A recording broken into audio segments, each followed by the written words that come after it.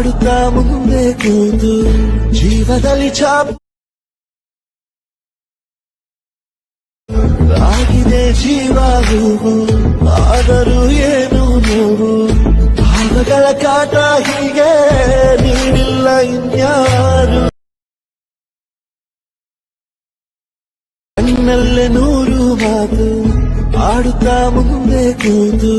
ಜೀವದಲ್ಲಿ chop ಆಗಿದೆ ಜೀವ ಹೂವು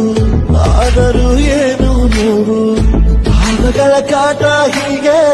ನೀಡಿಲ್ಲ ಇನ್ಯಾರು